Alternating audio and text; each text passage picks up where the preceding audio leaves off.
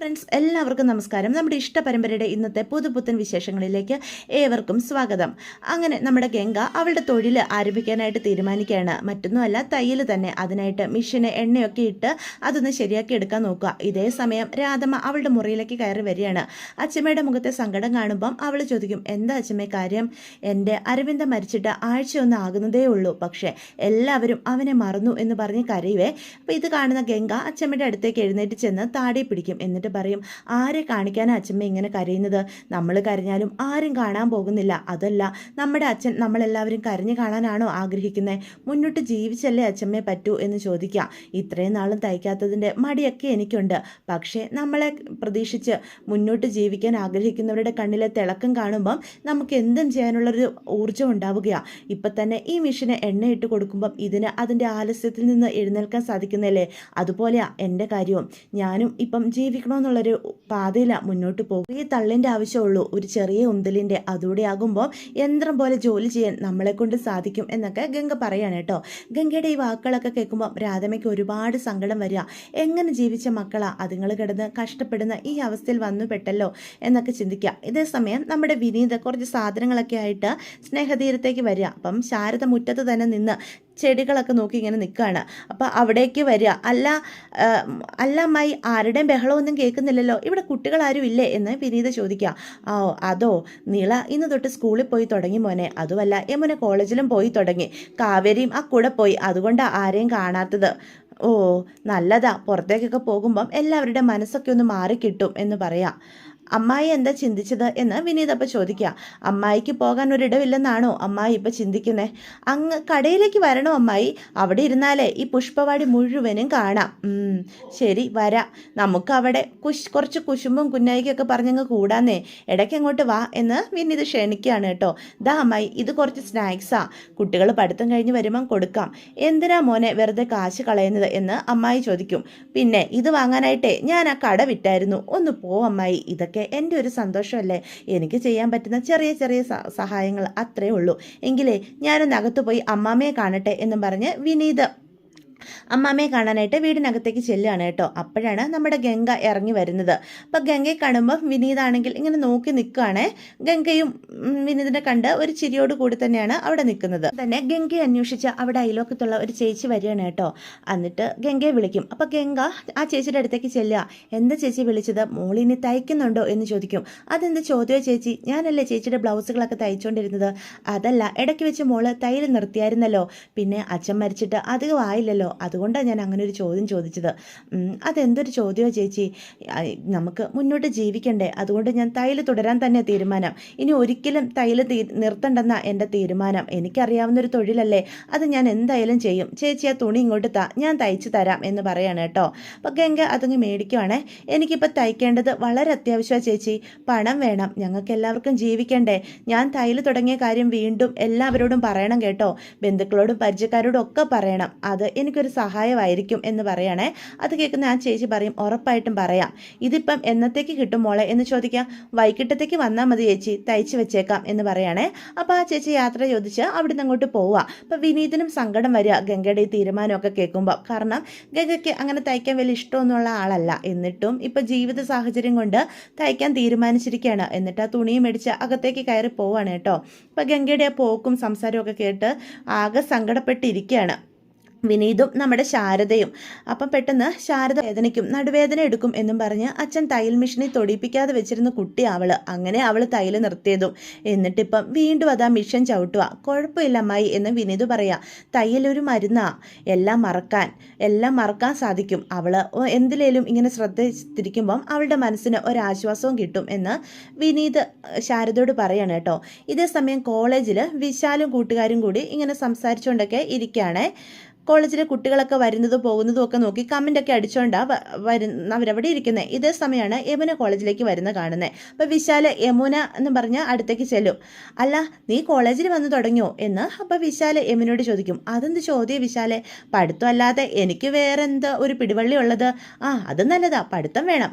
പിന്നെ എന്നാലും കോളേജിൽ വരുന്ന കേസ് ഇന്നലെ രാത്രി വിളിച്ചപ്പോൾ പോലും നീ എന്നോട് പറഞ്ഞില്ലല്ലോ. വരാൻ തീരുമാനിച്ചത് ഇന്നലെ രാത്രിയാ.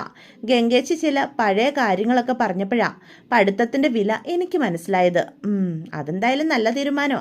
അല്ലാതെ കോളേജിൽ വരാനൊന്നും നിനക്ക് തോന്നിയില്ല എന്ന് വിശാൽ ചോദിക്കും. പഠിക്കാനല്ലാതെ കോളേജിൽ പിന്നെ എന്തിനാ വിശാലെ വരുന്നത് എന്ന് നമ്മുടെ യമുന അപ്പം ചോദിക്കുകയാണ്. നീ എന്താ ആലോചിക്കുന്നത്? എന്താന്ന് വെച്ചാൽ തുറന്നു പറ.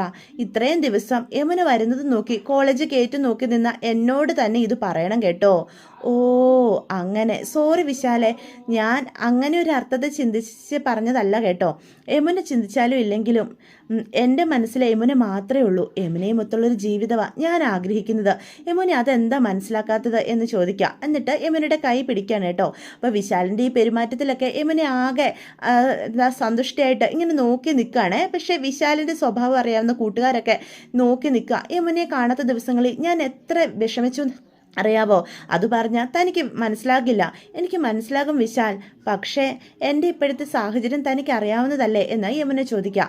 സാഹചര്യം ഏതായാലും ഞാൻ കൂടെ തന്നെ ഉണ്ട്. യമുനയ്ക്ക് എന്നെ വിശ്വസിക്കാം. ഒന്നുകൊണ്ട് സങ്കടപ്പെടണ്ട. അപ്പം കൈ പെട്ടെന്ന് വലിച്ചെടുക്കട്ടോ, കുട്ടികളെല്ലാം ശ്രദ്ധിക്കുന്നുണ്ടെന്ന് കാണുന്ന യമുന. കോളേജ് വിശാൽ, മറ്റുള്ളവരിത് ശ്രദ്ധിക്കും. കോളേജ് ആയാൽ എന്താ എന്ന് വിശാൽ ചോദിക്കുക. നീ എൻ്റേത് മാത്രമാ, അതിപ്പോൾ തന്നെ എല്ലാവരോടും ഞാൻ വിളിച്ചങ്ങ് പറയട്ടെ എന്ന് വിശാൽ ചോദിക്കുക. വേണ്ട, ക്ലാസ്സിന് സമയമായി, ഞാൻ പോട്ടെ എന്ന് പറഞ്ഞ് നമ്മുടെ യമുന അവിടുന്ന് തിരിച്ചു പോവാണ് കേട്ടോ. അപ്പം പിന്നാലെ ചെന്ന് വിശാല് വിളിക്കുക. കൂടെ ഉണ്ട് കേട്ടോ, തനിച്ചാണെന്നോ ഒരിക്കലും ചിന്തിക്കേണ്ട, എന്താവശ്യത്തിനും എന്നെ വിളിക്കാം എന്ന് പറയാം. എന്നും എപ്പോഴും തൻ്റെ കൂടെ ഈ വിശാൽ ഉണ്ടാകും എന്ന് പറയാണ് കേട്ടോ. നമ്മുടെ യമുന വിശാൽ കൊടുക്കുന്ന ആ സ്നേഹവാക്കുകളൊക്കെ മറന്ന് നോക്കി നിൽക്കുക. അപ്പോൾ അടുത്തേക്ക് വിശാലിൻ്റെ ഒരു കൂട്ടുകാരൻ ചെല്ലുക. അളിയ, ഈ ഡയലോഗ് തന്നെയല്ലേ നീ ഇന്നലെ ആ സ്റ്റെല്ലയോടും പറഞ്ഞത് എന്ന് ചോദിക്കുക. അതിനിപ്പോൾ എന്താടാ, ഒരേ ഡയലോഗ് എത്ര പേരോട് വേണേലും പറയാലോ. എടാ ശരിക്ക് നിനക്കിതിൽ ആരോടാ പ്രേമോ? എനിക്ക് ഈ കോളേജിലുള്ള എല്ലാ സുന്ദരിമാരോടും പ്രേമമാണ്. ആ കൂട്ടത്തിൽ ചില മിസ്സുമാരോടും ഉണ്ട്. എടാ ആൻറ്റി ലവറാണോടാ നീ? ഞാൻ കരുതിയത് ആ യമുനയെ നീ കല്യാണം കഴിക്കുന്ന. കല്യാണമോ? ഇവളെയോ? പിന്നെ അതിനെത്ര വർഷങ്ങൾ ഇനിയും ഉണ്ടടാ. സമയമാകുമ്പം അച്ഛൻ തീരുമാനിക്കും. അച്ഛൻ പറയുന്ന ആളെ ഞാൻ കല്യാണം കഴിക്കൂ. ജാതി, തറവാടിത്തം, കുടുംബം, സാമ്പത്തികാവസ്ഥ ഇതൊക്കെ നോക്കി ഞാൻ കല്യാണം കഴിക്കുള്ളൂ. അല്ലാതെ എവിടെയെങ്കിലും കിടക്കുന്ന ആരെങ്കിലും കെട്ടാൻ പറ്റുമോ? 5-6 പെൺകുട്ടികൾ നമ്മുടെ പിന്നാലെ പ്രേമൊന്നും പറഞ്ഞ് ഉപഗ്രഹം പോലെ ചുറ്റി നടക്കുന്നത് അതൊരു അന്തസ്സല്ലേ അളിയാ? മാത്രമല്ല ആ കൂട്ടത്തിൽ ഒരാൾ മാത്രമാണ് ഈ യമുന. അല്ലാതെ അവൾക്ക് പ്രത്യേകിച്ച് യാതൊരുവിധ കൺസിഡറേഷനും ഇല്ല. അവളും എൻ്റെ പിന്നാലെ ഇങ്ങനെ ചുറ്റി നടക്കട്ടെടാ, അത് ഞാൻ ആഗ്രഹിക്കുന്നുണ്ട് എന്ന് യമുനയെ പറ്റി വിശാല് കൂട്ടുകാരനോട് പറയണം കേട്ടോ. അപ്പോൾ കൂട്ടുകാരൻ പറയും, ഇവൻ ഒരിക്കലും നന്നാവാൻ പോകുന്നില്ല, പാവോ യമുന എന്ന് ഇങ്ങനെ ചിന്തിക്കുക. ഇതേ സമയം സ്നേഹതീരത്ത് നമ്മുടെ ഗംഗ ജോലിയാ. അപ്പോഴത്തേക്കും അങ്ങോട്ട് രാധമ്മ വന്ന് പറയും, ദേ ഗംഗെ, നിന്നെ കാണാൻ 2-3 പേര് വന്നിട്ടുണ്ട്.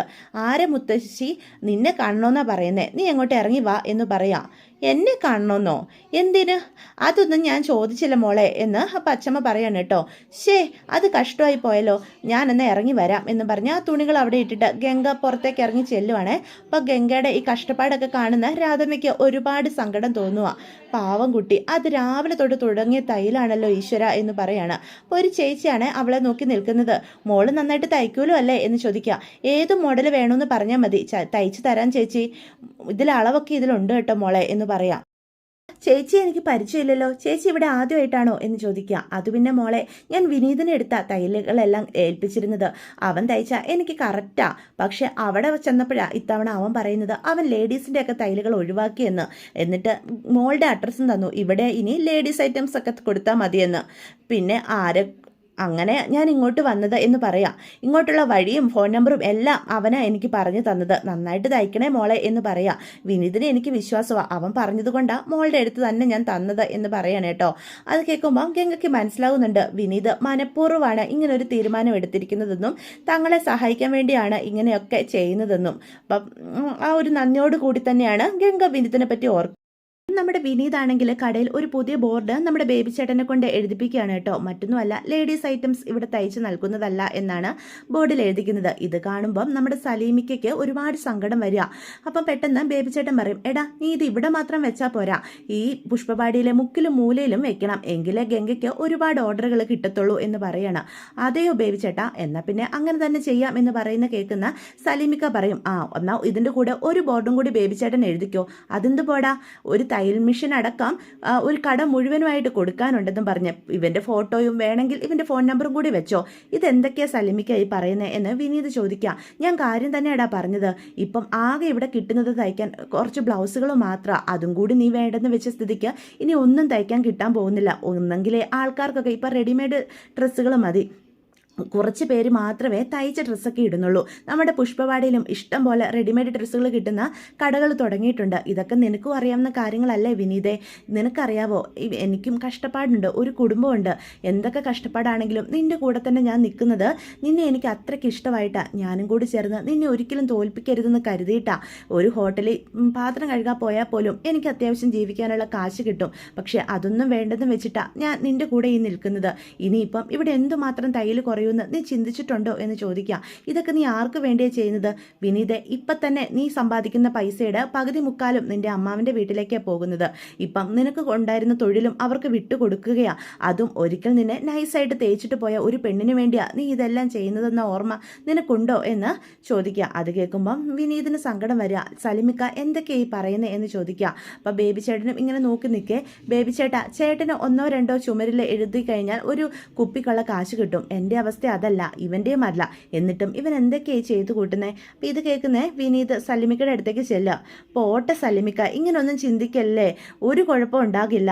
ദേ, നിങ്ങൾക്കും കുടുംബത്തിനും ഒരു പ്രശ്നം ഉണ്ടാകില്ല. ഞാനില്ലേ ഇവിടെ. ഇങ്ങനെയൊക്കെ ചിന്തിക്കരുത്.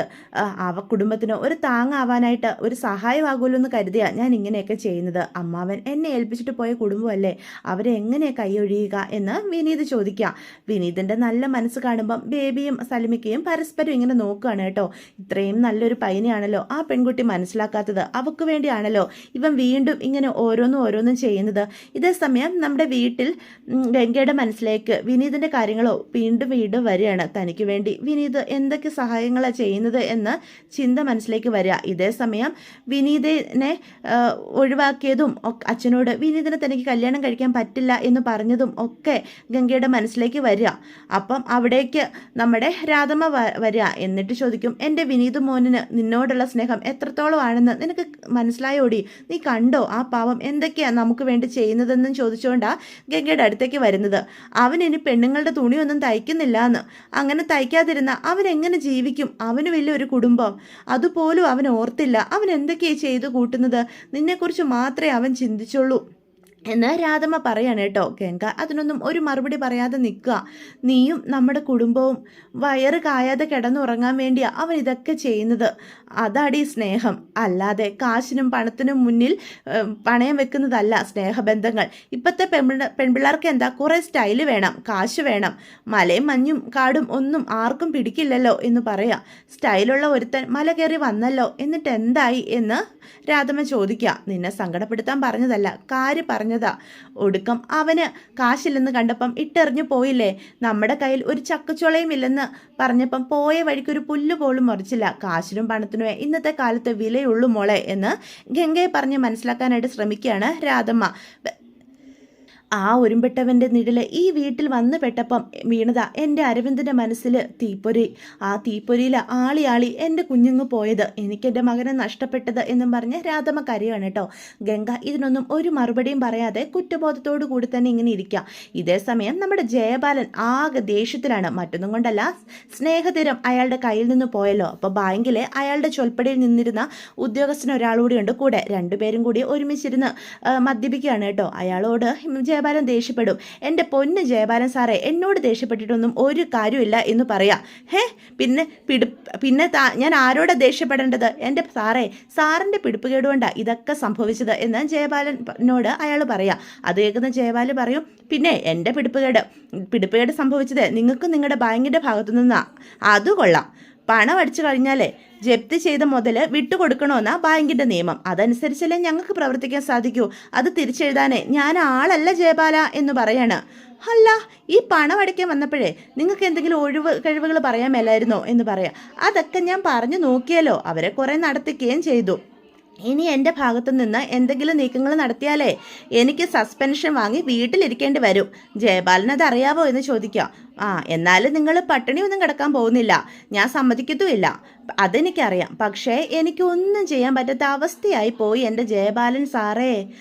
നല്ല കിളിക്കുഞ്ഞു പോലൊരു വീടാ കൈവെള്ളയിൽ നിന്നങ്ങ് പോയത്. ശരിടാ, എന്നാലും ആ കാവേരി എവിടെ നിന്ന് ഇത്ര കാശ് ഒപ്പിച്ചു, ഈ വീട് തിരിച്ചൊപ്പിച്ചു? അതിന് അവരെ സഹായിക്കാൻ ആളുണ്ടായിരുന്നു. അതാര് അങ്ങനൊരാള്? ഒരാളെ താൻ അറിയും, നിവിൻ എന്ന് പറയാ. നിവിനോ? തൻ്റെ അനന്തരവൻ. അവനെന്താ ചെയ്തത്? അവനാണോ കാശ് കൊടുത്തത്?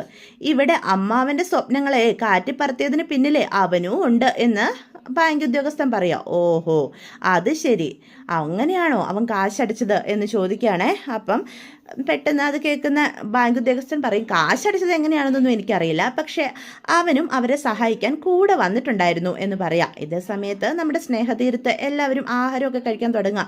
അപ്പം ശാരദ പറയും, എനിക്കിപ്പം വേണ്ടായിരുന്നു എന്ന് പറയാം. അപ്പം കാവേരി ചോദിക്കും, ഇനി ഇപ്പം കഴിക്കാനല്ലാതെ പിന്നെ എപ്പോൾ കഴിക്കാനാ അമ്മേ എന്ന് ചോദിക്കുക. പാതിരാത്രിയിലോ? അതല്ല, എനിക്ക് വിശക്കുന്നില്ല.